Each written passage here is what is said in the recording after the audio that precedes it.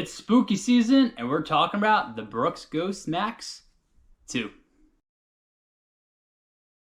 Welcome back to the channel. I am Cody with The Shoe In with Cody, and today we got ourselves a good one. I'm talking about the Brooks Ghost Max 2.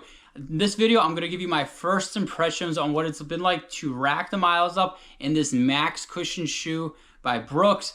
I've had maybe 10, 11 miles in, so not a ton of miles, but I definitely have an idea of what this shoe is all about. In this video, I'm going to talk about the tech specs and my first impressions, what it's been like to rack up the miles. Now, before I jump into all of that information, I do want to let you know one thing. This shoe is provided to me by Brooks, but they have no opinion on what I say in this video or any of my content about Brooks gear. Just want to point that out. And I also have a favor to ask. Do me a favor.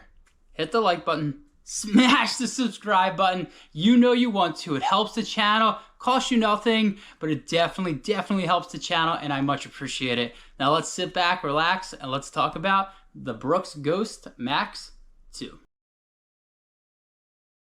To kick this video off, I am going to talk about the tech specs of this shoe. This definitely feels like a good overhaul of the first one.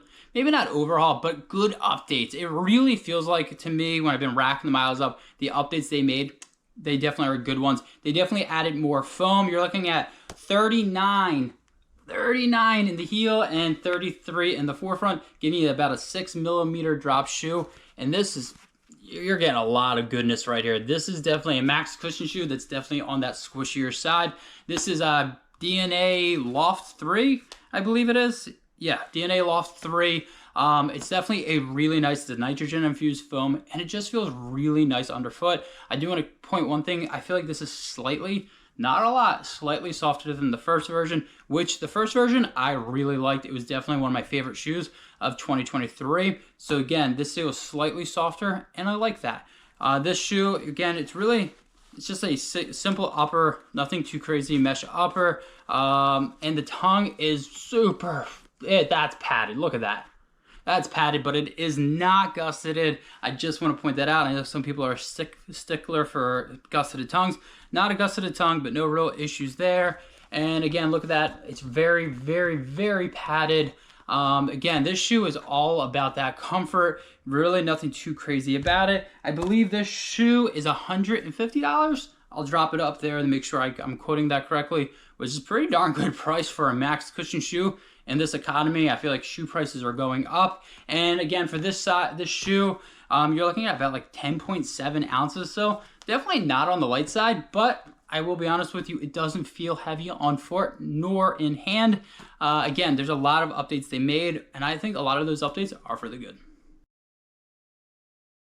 Well, I know you love some tech specs. You didn't click this video for the tech specs. You want to know what it's been like to rack up the miles in the Brooks Ghost Max 2. And honestly, it's been a good one. I'm in middle of marathon training, so I am racking up the miles. I've used this shoe for daily miles as well as recovery miles, and it's definitely answering the bell. When I've gone for my recovery runs, this foam, this DNA Loft Foam 3, babies my legs. That 39 in the heel just feels so good. I mean, I'm telling you, look at that. That is just, it's music to my ears when I'm going on those recovery day runs because it just protects the legs. And as you guys know, when you're in marathon training, your legs are pretty much tired the whole time. So having a shoe like this is really nice. This upper, really good lockdown. I'm not having any issues. The tongue, while it's not gusseted, it's not sliding. It's definitely not sliding at all. And that's a huge plus to me. I'm really happy with that. The other thing is this is a lot of stack, 39. I'm finding it pretty darn stable. It's pretty darn wide. Not necessarily the upper, but definitely this is wide. No issues at all. I've taken this on some rail trails as well as just on roads. And it's getting the job done, honestly. It works for me. I have a tendency to roll my ankles, so whenever I see really high stacked shoes, I always have a pause, but I'm not having any issues with this shoe. The other thing is it's great. Look at that. I mean, it's just padded. It's great lockdown in.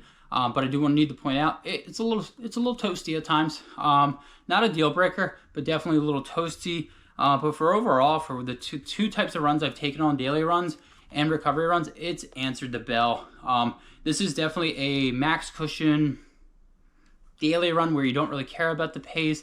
recovery run, and honestly, long run shoe. Again, if you don't care about the pace, with it being about 10.7 ounces, it's definitely on the higher end. So you definitely want to know this. This is not a shoe I'm picking up to drop the hammer, pick the paces up. This is not a speed day shoe. This is definitely recovery day, daily run, long run when you do not care about the pace. But again, I still need to get a ton more miles in. But so far, I am really digging the shoe. I'm also digging the colors. I'm a sucker for all white shoe. And it kind of works out nicely. It's a ghost shoe. It's all white. Picking out what I'm throwing down. Again, definitely hit the like button, smash the subscribe button, because you do not want to miss this full review. It is going to be a good one because I am putting this shoe and all the shoes I'm testing through the ringer to make sure you get the answers you need before you buy any shoe. So thanks for checking out this latest review. Till next time, I'll see you out on the run.